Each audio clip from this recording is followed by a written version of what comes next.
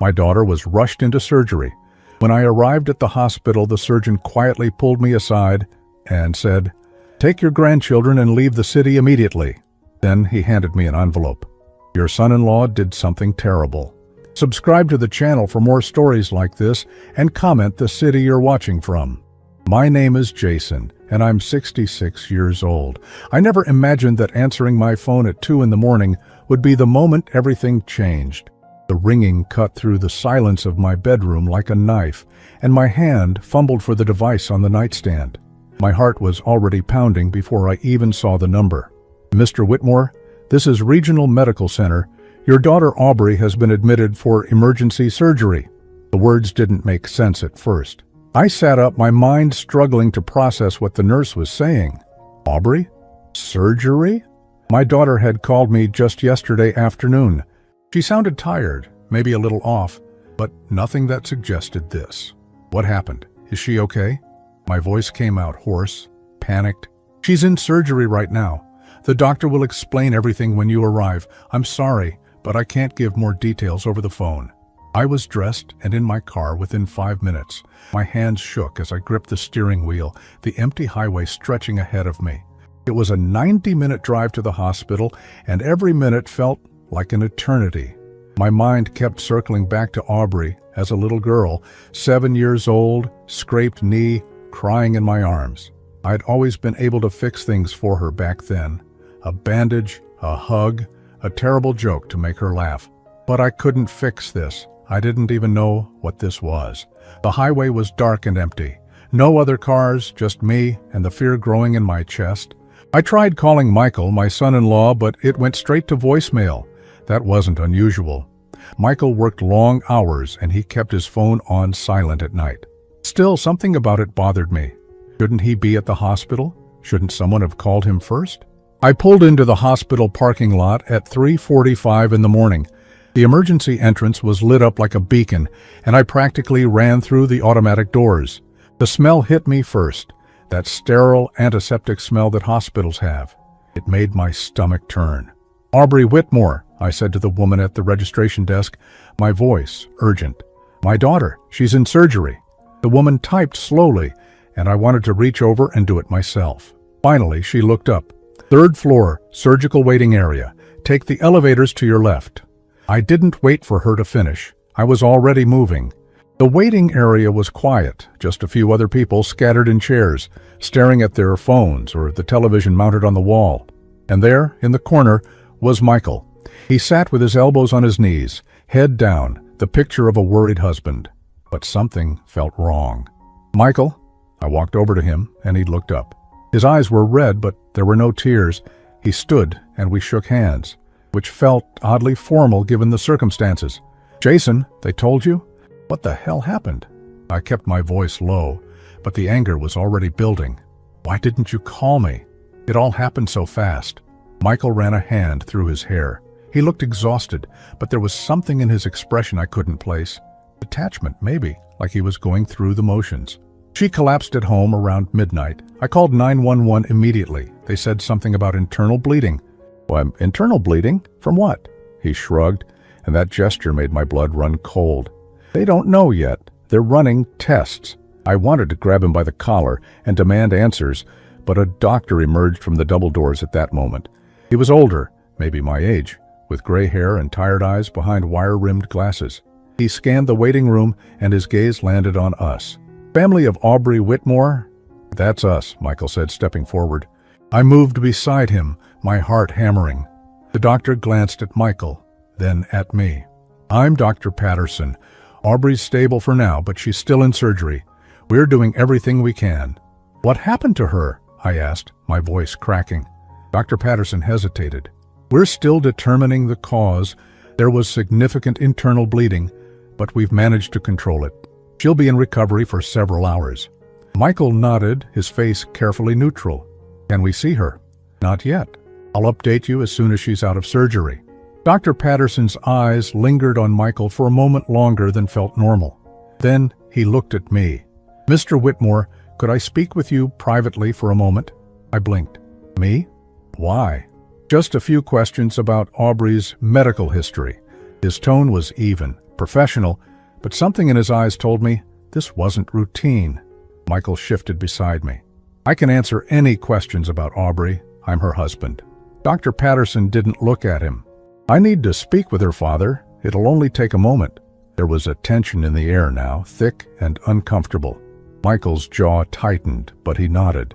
Fine. I'll be right here. I followed Dr. Patterson down a long hallway, away from the waiting area.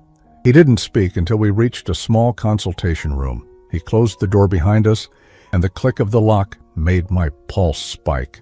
Dr. Patterson, what's going on? He turned to face me, and the expression on his face made my stomach drop. This wasn't a doctor about to deliver bad news. This was a man about to tell me something dangerous. Mr. Whitmore, I need you to listen to me very carefully. His voice was low, urgent.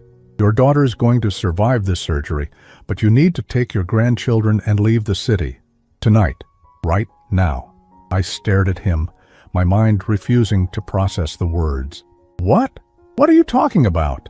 Dr. Patterson reached into his coat pocket and pulled out a manila envelope. It was thick, stuffed with papers. He held it out to me with both hands, like it was something precious and terrible all at once. Your son-in-law did something terrible, he said quietly. This envelope contains evidence, medical records, prescriptions, communications.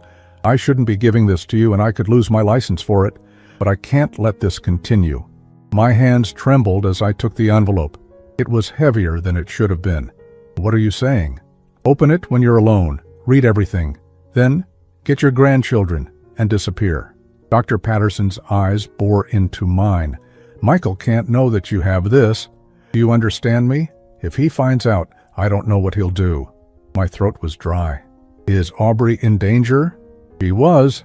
That's why she's here. He glanced at the door, then back at me. I have to get back to surgery. Please, Mr. Whitmore, protect those kids. He left before I could ask anything else. I stood there in that small room, the envelope clutched in my hands, my entire world tilting on its axis. I walked back to the waiting area in a daze. Michael was exactly where I'd left him, staring at his phone. He looked up when I approached, his eyes flickering to the envelope. What's that? Just some paperwork, I said, my voice steadier than I felt. Insurance stuff? He nodded slowly, but his gaze lingered on the envelope. I sat down 3 chairs away from him, the envelope resting on my lap. I couldn't open it here, not in front of him, but I needed to know what was inside. The minutes dragged by. Michael checked his phone constantly. I watched him from the corner of my eye, trying to see what Dr. Patterson had seen. What had I missed? Finally, I couldn't take it anymore. I need to use the restroom. Michael barely acknowledged me. I walked down the hallway, found the men's room, and locked myself in a stall. My hands shook as I opened the envelope. The first page was a medical record, Aubrey's name at the top. I scanned the document, my eyes catching on words that didn't make sense. Altered dosages, prescription forgeries, drug interactions. I flipped to the next page. More prescriptions, all in Michael's name, but filled at different pharmacies across 3 counties. Medications that shouldn't be taken together. Medications that could cause internal bleeding if combined. My vision blurred. I had to grip the stall wall to keep from collapsing. Michael had been poisoning my daughter. I sat on the closed toilet lid, the document spread across my lap, my hands shaking so badly I could barely read. But I forced myself to look at every page, every prescription, every date, every signature that wasn't Aubrey's but was supposed to be. Michael had been doing this for months, maybe longer. There were prescriptions for blood thinners, anti-anxiety medications, sleeping pills, all written under different doctors' names, filled at pharmacies scattered across the region. Some were in Aubrey's name, forged. Others were in Michael's name, but clearly intended for her. The combinations were deadly. I didn't need to be a doctor to understand that. One document was a printout of an email exchange between Dr. Patterson and a pharmacist. The pharmacist had flagged a prescription as suspicious because it was the 3rd time that month someone had tried to fill a high-dose blood thinner for Aubrey Whitmore. Dr. Patterson had started investigating quietly. He'd pulled her medical records from the hospital system and found a pattern. Aubrey had been to the emergency room 4 times in the past 8 months. Unexplained dizziness, severe nausea, a fall down the stairs that she couldn't remember clearly. Each time Michael had been the one to bring her in. Each time he'd stayed close, answering questions for her when she was too disoriented to speak. I'd thought he was being a good husband, protective, caring. He'd been covering his tracks. There was a handwritten note from Dr. Patterson at the bottom of the stack. His handwriting was rushed, barely legible. "Mr. Whitmore, I discovered this by accident while reviewing your daughter's surgical prep. Her blood work showed dangerous levels of anticoagulants that she wasn't prescribed by any doctor in our system.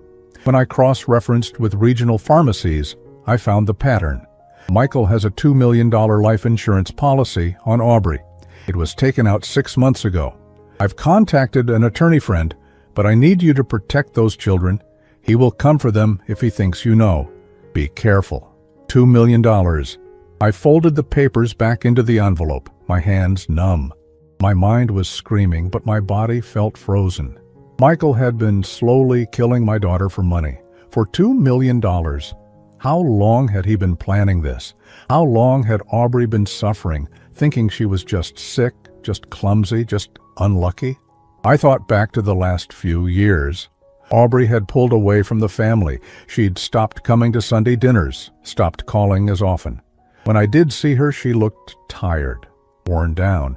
Michael was always there, his hand on her shoulder, speaking for her, guiding her. I'd thought he was supporting her. I'd been grateful she had someone like him. I'd been a fool.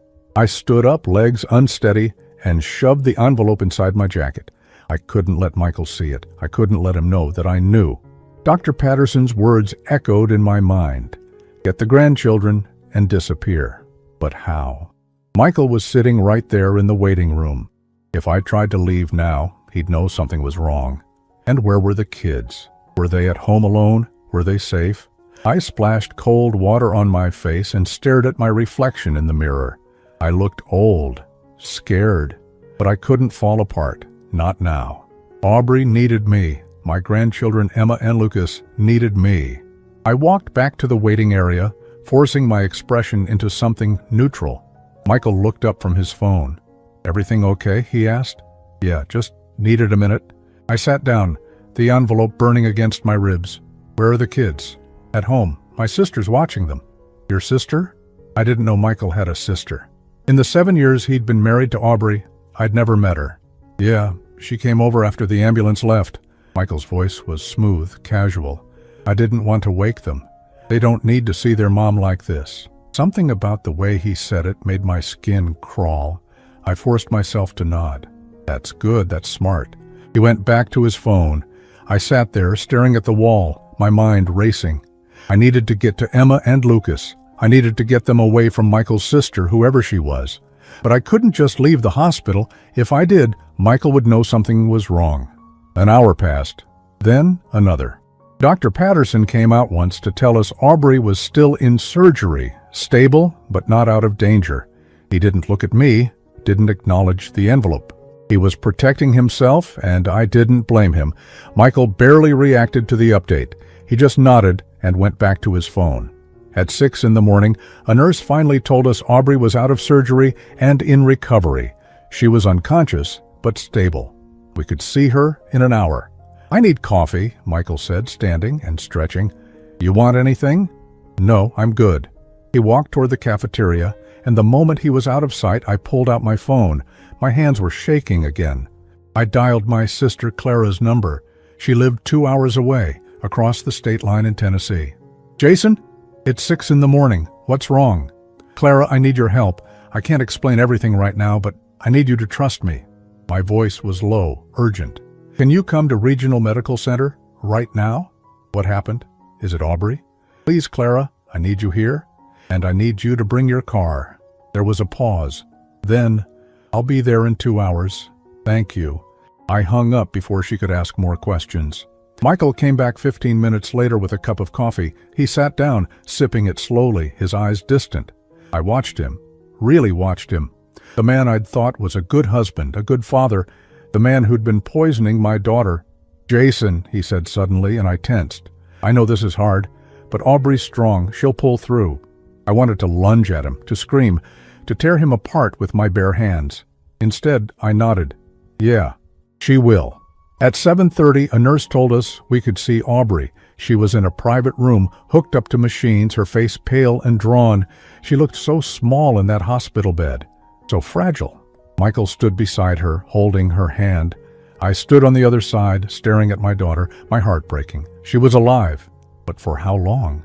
If I didn't get her away from him, would he try again? I'll stay with her, Michael said. You should go home, Jason. Get some rest. I'm not leaving. He looked at me, and for just a second, something cold flickered in his eyes. Then it was gone, replaced by that careful mask of concern. Suit yourself. We sat in silence. The machines beeped steadily. Aubrey's chest rose and fell. I counted each breath, willing her to wake up. At 9 o'clock, my phone buzzed. A text from Clara. I'm here. Parking lot B. I stood up. I need to step out for a bit, make some calls. Michael didn't look away from Aubrey. Take your time. I walked out of the room, down the hallway, and out to the parking lot.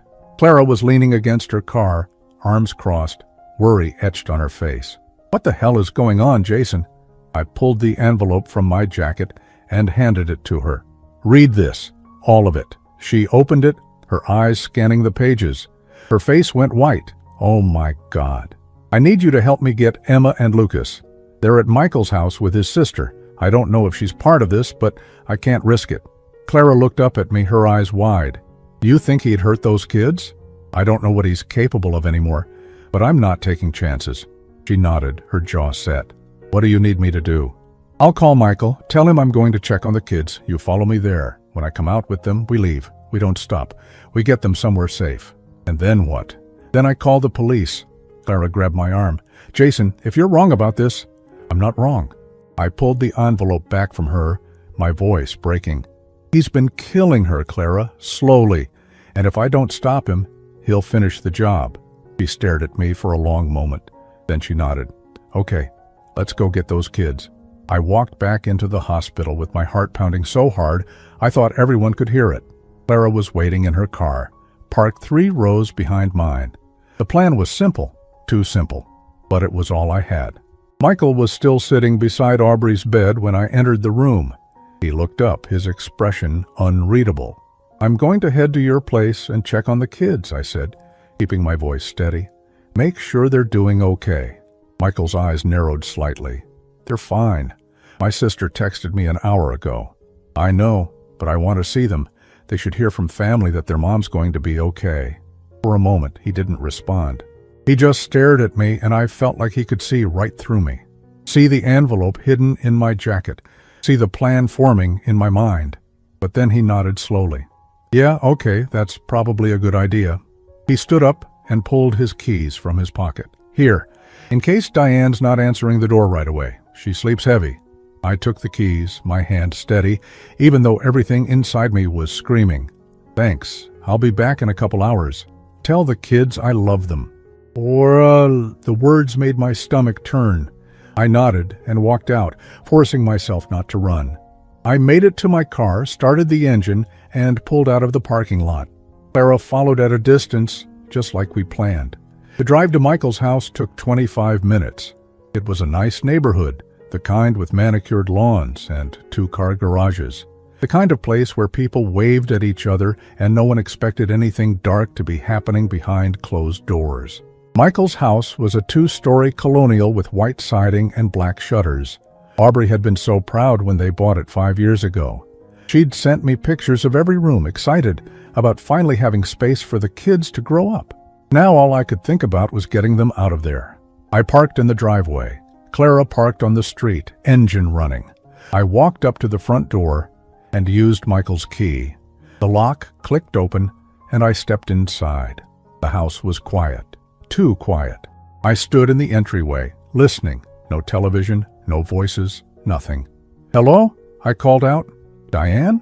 No answer. I moved through the living room, my pulse racing.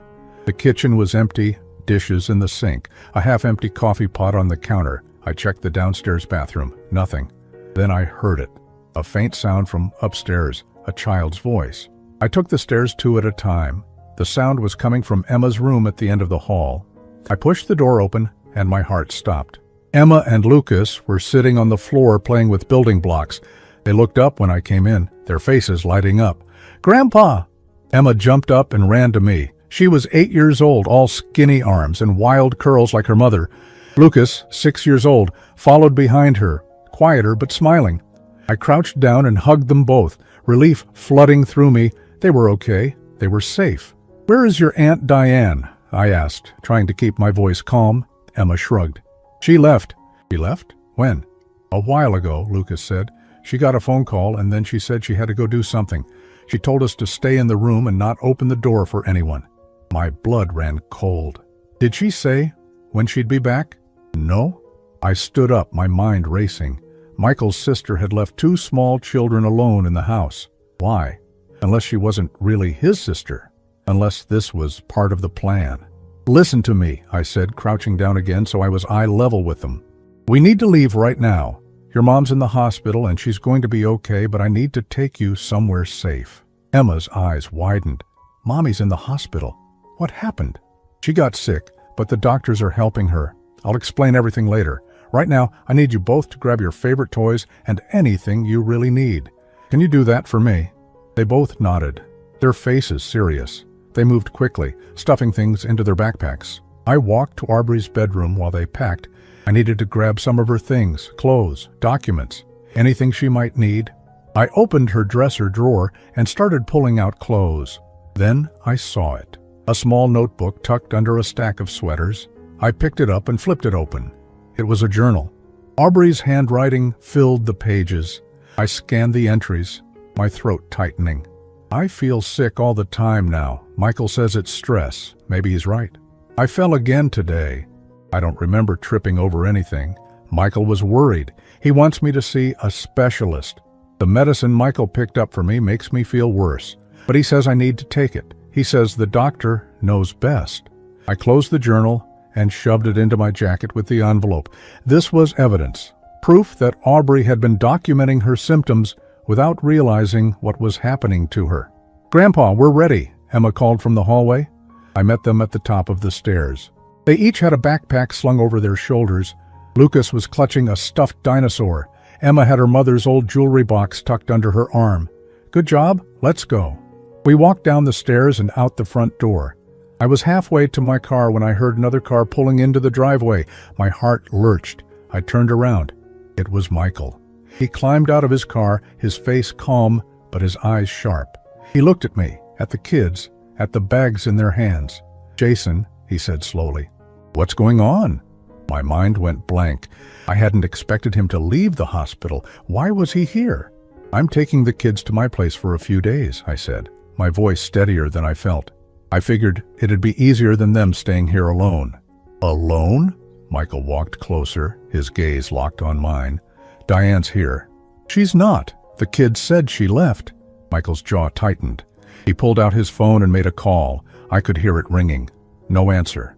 He tried again. Still nothing. "That's weird," he said, but his voice was too calm, too controlled. He looked at Emma and Lucas. "Hey guys, why don't you go back inside? Grandpa and I need to talk for a minute." "No," I said quickly. "They're coming with me." Michael's expression shifted. It was subtle, just a flicker, but I saw it. The mask slipping. A cold calculation underneath. "Jason, I think we need to have a conversation. Man to man." His voice was low now, dangerous. "The kids don't need to hear this. There's nothing to talk about. Aubrey wanted me to take care of them while she's recovering. That's what I'm doing. Aubrey's unconscious. She didn't tell you anything. She told me plenty before this happened." Michael took a step closer. I instinctively moved in front of the kids, my hand going to my pocket where my phone was. Clara was still parked on the street, watching. If this went bad, she'd call the police. At least, that's what I hoped. "You don't know what you're doing," Michael said quietly. "You're going to regret this. The only thing I regret is not seeing you for what you are sooner." His face went blank. For a moment, neither of us moved. Then Emma's small voice broke the silence. "Grandpa, I'm scared." That snapped me out of it. I turned to the kids. "Get in Grandpa's car, right now." They didn't argue. They ran to my car and climbed into the back seat. I followed. keeping my eyes on Michael the whole time. He didn't try to stop me. He just stood there watching, his hands in his pockets. I got into the driver's seat and started the engine. Michael walked up to my window. I didn't roll it down. "This isn't over," he said, his voice barely audible through the glass. I reversed out of the driveway and drove away. In the rearview mirror, I could see him standing there, still as a statue, watching us disappear down the street. Clara followed me. We didn't stop until we were 3 towns over, parked outside a diner. I got out and walked to her car. "What happened?" she asked, her face pale. "He showed up. I don't know how he knew, but he was there." "Did he try to stop you?" "No, but he knows something's wrong. We need to move faster than I thought." Clara nodded. "Where are we going?" "Somewhere he can't find us. I'll figure it out. But first, I need to call a lawyer. And the police." I looked back at my car. Emma and Lucas were sitting in the back seat, their faces pressed against the window, watching me. They looked scared, confused, but they were safe, for now, and I was going to make sure it stayed that way. We ended up at a motel 40 miles outside the city. It wasn't much, just a small roadside place with peeling paint and a flickering neon sign. But it was far enough away that I could breathe. Clara took the kids inside and got them settled while I sat in my car, staring at my phone. I needed to call the police. I knew that. But once I did, everything would become real, official. There'd be investigations, questions, legal procedures, and Michael would know that I'd turned him in. He'd know about the envelope. My hands were shaking as I dialed 911. 911, what's your emergency? I need to report an attempted murder. The words came out steadier than I expected. My son-in-law has been poisoning my daughter. I have evidence. There was a pause. Sir, can you tell me your location? I gave them the name of the motel. Within 15 minutes, 2 police officers arrived. One was younger, maybe 30, with a buzz cut and skeptical eyes. The other was older, a woman with graying hair and a weathered face that had seen too much. I sat with them at a small table in Clara's motel room while Emma and Lucas watched cartoons on the bed, oblivious to the gravity of what was happening. Mr. Whitmore, the older officer said, pulling out a notepad. Start from the beginning. I told them everything. The phone call at 2 in the morning, the hospital, Dr. Patterson, the envelope, the prescriptions, the life insurance policy, Aubrey's journal entries. By the time I finished, both officers were silent. Do you have the documents with you? The woman asked. I pulled the envelope from my jacket and handed it to her. She opened it carefully, her eyes scanning the pages. The younger officer leaned over to look, his skepticism fading with each page he read. This is serious, the woman said finally. If these documents are legitimate, we're looking at attempted murder, possibly multiple counts. They're legitimate. Dr. Patterson risked his career to give those to me. We'll need to speak with him, and we'll need to get official copies of these medical records through proper channels. She looked at me, her expression softening slightly. Mr. Whitmore, you did the right thing coming to us, but I need you to understand something. This is going to be a long process. We'll need to investigate, gather evidence, build a case. It could take weeks, maybe months. My daughter doesn't have months. He tried to kill her once. What's stopping him from trying again? We'll place a protective detail at the hospital. No one will be able to get to her without going through us first. That should have made me feel better, but it didn't. I thought about Michael standing in that driveway, watching us leave, the coldness in his eyes. He wasn't going to just give up. The younger officer spoke up. What about the kids? Are they safe here? For now, Clara said from across the room. But if Michael figures out where we are...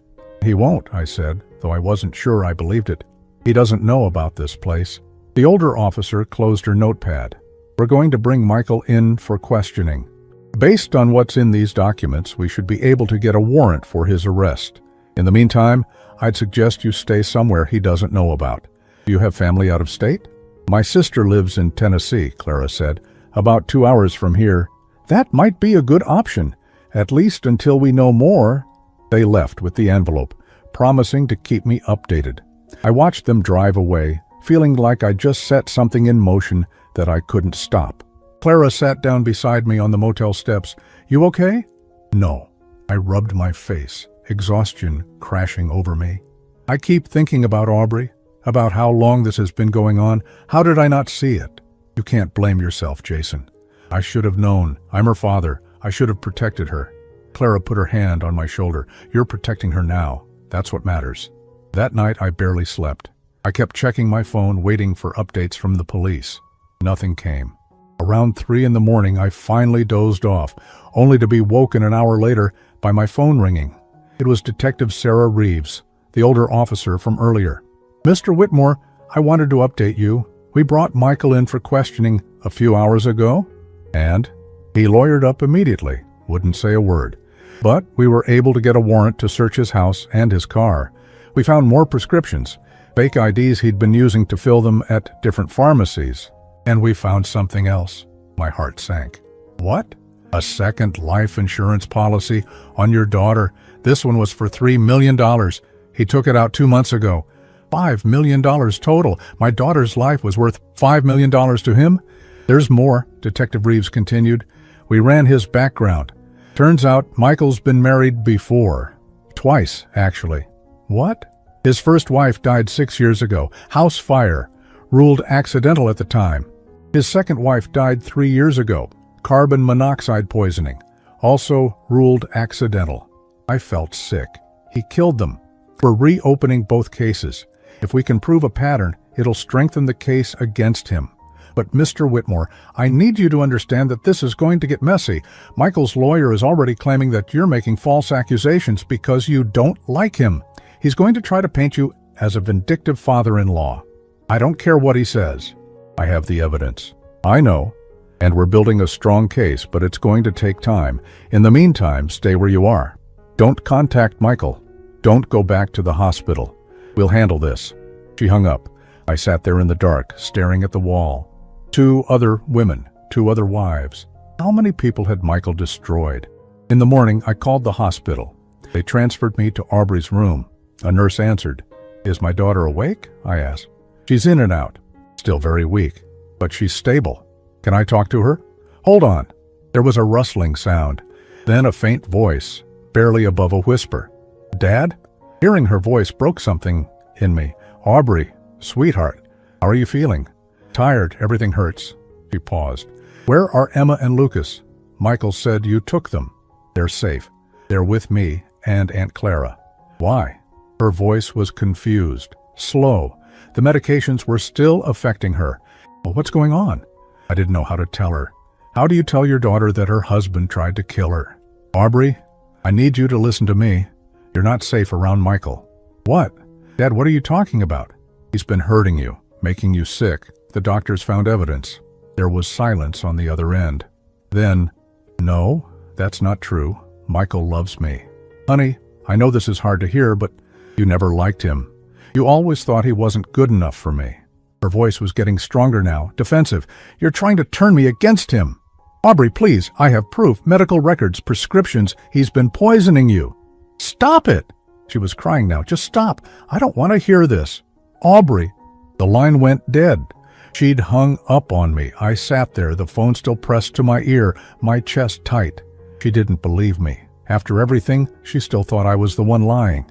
Clara found me like that 10 minutes later, staring at nothing. Jason? What happened? I told her about Michael, about what he did. My voice was flat, empty. She doesn't believe me? She thinks I'm trying to break them up? Clara sighed and sat down beside me. She's in shock. She's been manipulated for years. It's going to take time for her to see the truth. What if she never does? What if she goes back to him? She won't. Once the evidence comes out, once she sees everything, she'll understand. I wanted to believe that. But I'd seen the denial in Aubrey's voice, the desperation to hold on to the life she thought she had. Michael had been poisoning more than just her body. He'd been poisoning her mind too. 2 days later, Detective Reeves called again. We've arrested Michael. Formal charges, attempted murder, fraud, and forgery. His bail's been set at $500,000. Will he make bail? I don't know, but even if he does, there's a restraining order in place. He can't go near Aubrey or the kids. That should have made me feel better, but I knew restraining orders were just pieces of paper. If Michael wanted to get to us, he'd find a way. That night, I lay awake in the motel room, listening to Emma and Lucas breathing softly in the bed next to mine. Clara was asleep on the other bed. Everything was quiet, but I couldn't shake the feeling that this was far from over. 3 weeks passed in a blur.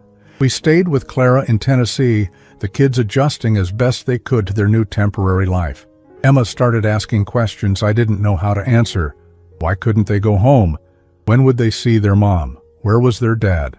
I told them half-truths. Your mom needs time to get better. Your dad has some things he needs to take care of.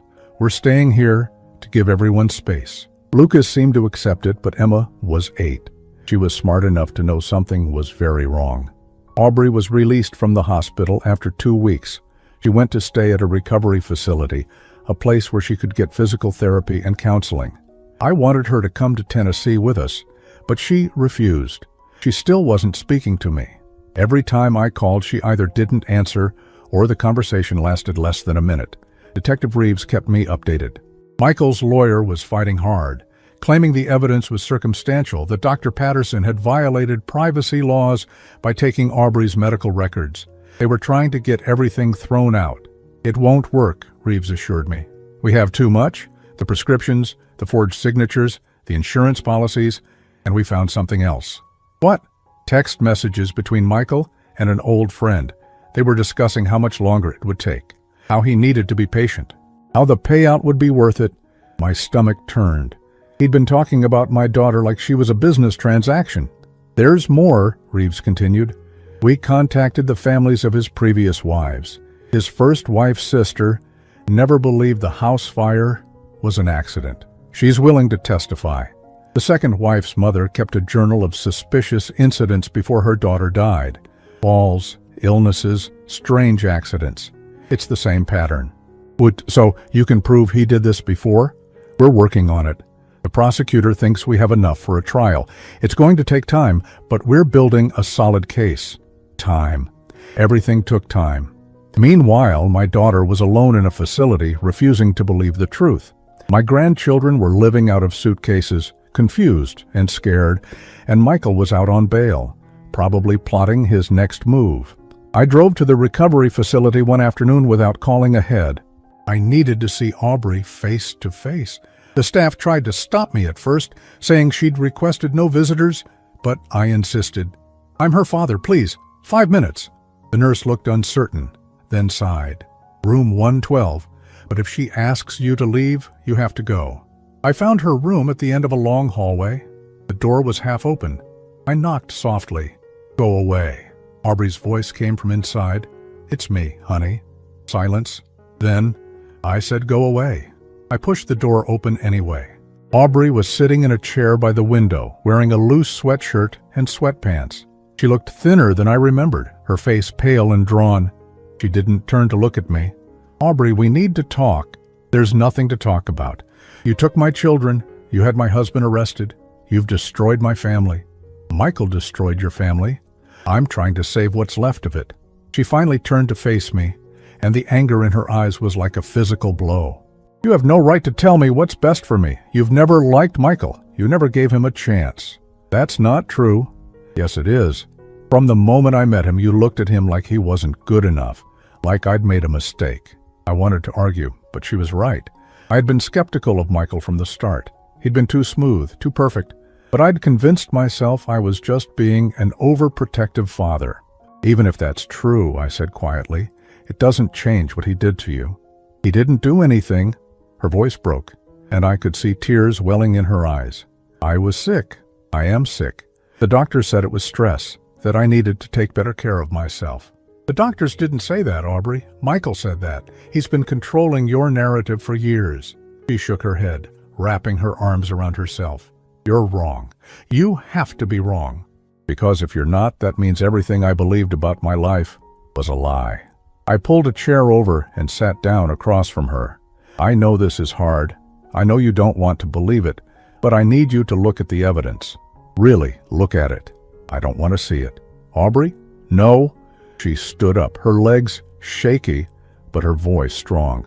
I don't want to see your so-called evidence. I don't want to hear about prescriptions or insurance policies or whatever else you think proves something. I want my life back. I want my husband back. I want my children back. Your children are safe. That's what matters. They're scared and confused. Emma called me yesterday asking why she can't come home. What am I supposed to tell her? Tell her the truth. Aubrey laughed, but there was no humor in it. The truth. You mean your version of the truth. I pulled out my phone and opened a file Detective Reeves had sent me. It was a transcript of the text messages between Michael and his friend. I held it out to her. Read this, please.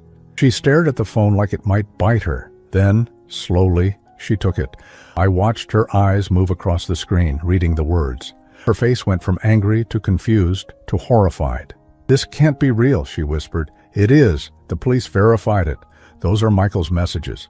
Her hands started shaking. She dropped the phone on the table and stumbled backward. I stood up reaching for her, but she pushed me away. Get out. Aubrey, get out. I need to think. I can't do this with you here. I picked up my phone and walked to the door. Before I left, I turned back. I love you, honey. Everything I've done is because I love you. When you're ready to talk, really talk, I'll be here. She didn't respond. She just stood there, staring out the window, her whole body trembling. I drove back to Tennessee with a heavy heart. Clara met me at the door. How did it go? She read the messages, but I don't know if it was enough. That night, my phone rang at 11 o'clock. It was Aubrey. Her voice was small, broken. Dad? I'm here. I need to see all of it. The medical records, the prescriptions, everything. Can you bring it to me? Of course. When? Tomorrow, as early as you can. The next morning, I drove back to the facility with a folder containing copies of everything the police had given me. Aubrey was waiting in her room, looking like she hadn't slept. Her eyes were red and swollen. I handed her the folder. She opened it slowly, like she was afraid of what she'd find inside. For the next hour, she read through every document. I sat quietly, watching her face change as the truth sank in. When she finally looked up, tears were streaming down her face. He tried to kill me, she whispered. Yes. For money. Yes. She covered her face with her hands and sobbed. I moved to sit beside her, and this time she didn't push me away. She leaned into me, crying like she hadn't cried in years, maybe decades. I'm so sorry, I said softly. I'm so sorry this happened to you. I thought I was going crazy. I thought it was my fault. Every time I felt sick, every time I fell, he'd look at me with this concerned expression and tell me I needed to be more careful. And I believed him. She pulled back, wiping her eyes. How could I have been so stupid? You weren't stupid. He's a manipulator. He's done this before to other women. You couldn't have known. The kids, she said suddenly, her eyes widening. Emma and Lucas, did he ever? No. The police found no evidence that he hurt them. I think they were only valuable to him as leverage to control you. She closed her eyes, relief washing over her face. Then anger replaced it. I want to testify. When this goes to trial, I want to tell everyone what he did. Are you sure? It's going to be hard. I'm sure. Her voice was steady now, stronger than I'd heard it in weeks. He took everything from me. My health, my sense of safety, my trust. I'm not letting him take my voice too. 2 months later, the trial began. The courtroom was packed. Michael sat at the defense table in a suit, looking every bit the respectable husband wrongly accused. But I knew better now. We all did. The prosecutor laid out the case methodically.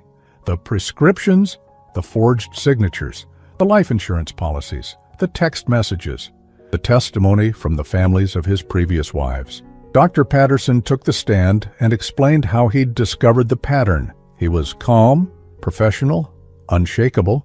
Michael's lawyer tried to discredit him, claiming he'd violated patient privacy laws, but the judge shut it down.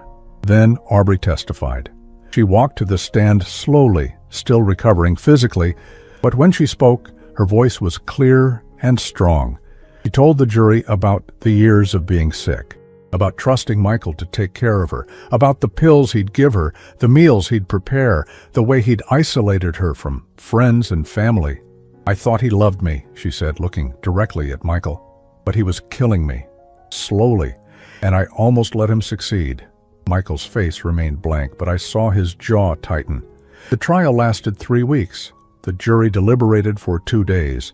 When they came back, the verdict was unanimous, guilty on all counts. Michael was sentenced to 25 years in prison, without the possibility of parole. As they led him away, he looked at me one last time. There was no remorse in his eyes, just cold, empty calculation. He'd lost, and he knew it. 6 months after the trial ended, I stood in the kitchen of Aubrey's new apartment, watching her cook dinner for the first time in what felt like forever. It was a small place, nothing like the house she'd shared with Michael, but it was hers, safe, clean, free. Emma was setting the table, chattering about her new school and the friends she'd made in art class. Lucas was on the floor with his dinosaurs, making sound effects that echoed off the walls. Normal sounds, happy sounds. Aubrey turned from the stove and caught me watching. She smiled, and it reached her eyes. Real, genuine. "You okay, Dad?" "Yeah," I said, my throat tight. "Just thinking about how far we've come." She wiped her hands on a towel and came over to hug me. "We wouldn't have come anywhere if it weren't for you. You saved my life. You saved your own life. I just gave you the chance to fight back." She pulled away, her eyes serious. "No, you did more than that. You believed me when I couldn't believe myself. You protected my children when I was too weak to do it. You never gave up, even when I pushed you away." I thought back to that morning in the hospital, to Dr. Patterson handing me that envelope, how scared I'd been, how close we'd come to losing everything. I almost didn't do it, I admitted. When Dr. Patterson first gave me those documents, I sat in that bathroom stall thinking about how easy it would be to just ignore it, to convince myself I was overreacting, to let things go back to normal. But you didn't. No, because somewhere deep down, I knew. I'd been ignoring the signs for too long, the way you pulled away from the family, how tired you always looked. The accidents that didn't quite make sense. I'd told myself Michael was taking care of you. But the truth is, I'd just been too scared to look closer. Aubrey squeezed my hand. We both missed things, but we're not missing them anymore. The timer on the oven beeped, and she went back to pull out a casserole. The smell filled the apartment, warm and comforting. Emma finished with the table and came over to grab plates. "Is this like Thanksgiving?" she asked, looking between us. "Kind of," Aubrey said. "We're celebrating being together." "Can we do this every week?" Aubrey glanced at me, and I saw the hope in her eyes mixed with uncertainty. She was still rebuilding, still learning to trust herself again, but she was trying. "Yeah, sweetheart," I said to Emma. "We can do this every week." We sat down to eat, and for the first time in years, I felt something I'd almost forgotten. Peace, not the absence of problems, because there were still plenty of those. Aubrey was in therapy twice a week, working through the trauma. The kids had nightmares sometimes. Money was tight since Aubrey was only working part-time while she recovered, but we were together, we were safe, and that was everything. After dinner, while Aubrey got the kids ready for bed, I stepped out onto the small balcony. The city stretched out below, lights twinkling, in the darkness. My phone buzzed, a text from Clara. "How's dinner going?" "Good, really good." Tell Aubrey I'm proud of her. And tell yourself the same thing. You're a good father, Jason. I stared at those words for a long time. For months, I'd been carrying guilt. Guilt for not seeing what Michael was doing sooner. Guilt for the years Aubrey suffered. Guilt for not being the father I thought I should have been. But maybe Clara was right. Maybe being a good father wasn't about being perfect. It was about showing up, about fighting when it mattered, about not giving up even when everything seemed impossible. Aubrey came out onto the balcony, 2 cups of coffee in her hands. She handed me one and leaned against the railing beside me. "They're out like lights," she said. "Emma wants you to read to her tomorrow night." "I'd love that." We stood in comfortable silence for a while. Then Aubrey spoke, her voice quiet. "I got a letter from Michael." My whole body tensed. "When?" "Last week. His lawyer forwarded it. I haven't opened it." "Are you going to?" She shook her head. "No. I thought about it for a while, wondering if maybe he'd apologize, if maybe there'd be some explanation that would make it all make sense. But then I realized I don't need that. I don't need his apology or his explanation. I don't need anything from him. What are you going to do with it?" "Burn it." She looked at me, her expression determined. "Tomorrow. I want the kids to see. I want them to understand that some things in life deserve to be destroyed, that moving forward sometimes means letting go completely." The next evening, we gathered in Aubrey's small backyard. She'd bought a metal fire pit from the hardware store, and Lucas helped her set it up while Emma arranged stones around it like it was some kind of ceremony. Aubrey held the letter, still sealed, in her hands. She looked at me, then at the kids. "You know how sometimes we keep things that hurt us because we think we're supposed to," she said to them. "We think that letting go means giving up or being mean. But sometimes the strongest thing we can do is say goodbye to things that were never good for us in the first place." Emma nodded seriously. Lucas watched with wide eyes. Aubrey struck a match and held it to the corner of the envelope. The paper caught fire, flames licking up the sides. She dropped it into the fire pit, and we all watched as it burned. The letter from the man who'd tried to kill her. The last connection to a life that had almost destroyed her. Gone. As the flames died down, Emma reached for her mother's hand. "Are we safe now, Mommy?" Aubrey knelt down and pulled both kids into her arms. "Yes, baby, we're safe."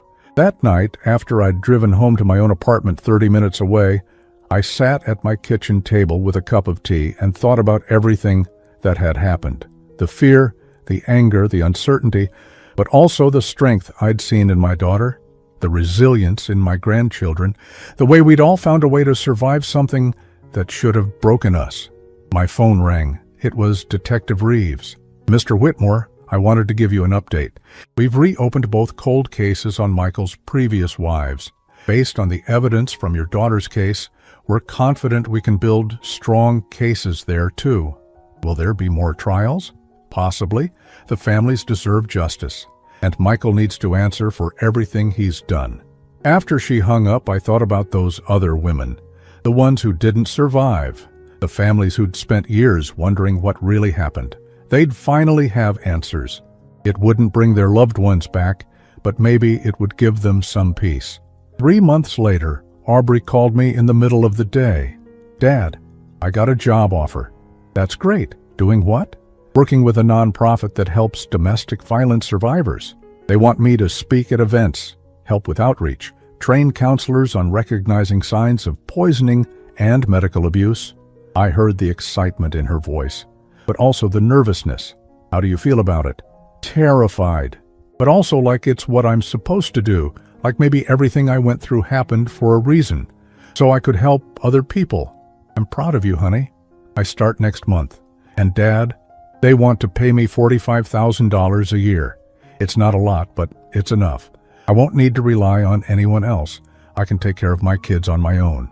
That number meant more than just money. It meant independence, security, a future built on her own terms. A year after Michael's sentencing, we all gathered at my place for Thanksgiving. Aubrey looked healthy, her cheeks full of color, her eyes bright. She'd gained back the weight she'd lost, and then some. Emma and Lucas ran around the yard playing with Clara's grandkids who'd driven down for the holiday. As I carved the turkey, I looked around the table at everyone gathered. My sister Clara, who'd dropped everything to help when we needed her most. Aubrey, who'd found strength I didn't know she had.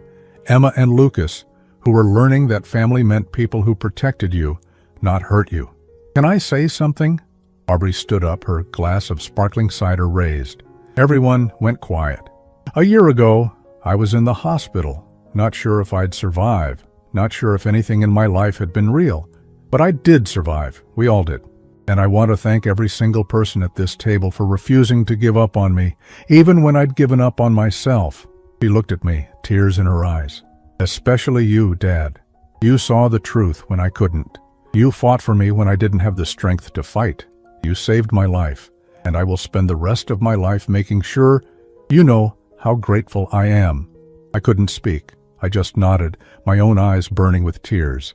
"So here's to second chances," Aubrey continued, her voice stronger now, "to finding light in the darkest places, to building something beautiful from the ashes, and to family, the real kind, that shows up when it matters." We all raised our glasses. As I looked around that table, I realized something. We'd been through hell. We'd lost things we'd never get back, time and innocence and peace of mind. But we'd gained something too. We'd gained truth. We'd gained strength. We'd gained each other, really truly gained each other in a way we never had before. That night, after everyone had gone home, I sat on my porch with a blanket wrapped around my shoulders. The November air was cold, but I didn't want to go inside yet. I thought about that envelope Dr. Patterson had handed me in the hospital. How heavy it had felt in my hands, how much it had changed everything. If he hadn't given it to me, Aubrey would probably be dead by now. Michael would have tried again. Succeeded eventually, and I would have spent the rest of my life wondering if I could have done something to save her. But I had saved her. We'd saved each other. My phone buzzed with a text from Aubrey, just a photo. Her and the kids on her couch, all three of them smiling, Emma making a silly face, Lucas holding up his dinosaur. Below it, 3 words. "Thank you, Dad." I looked at that photo for a long time. Then I typed back, "I love you, always." The past would always be there. The scars wouldn't disappear, but we were building something new, something real, something worth fighting for. And for the first time in a very long time, I wasn't afraid of what tomorrow might bring. We were finally, truly free.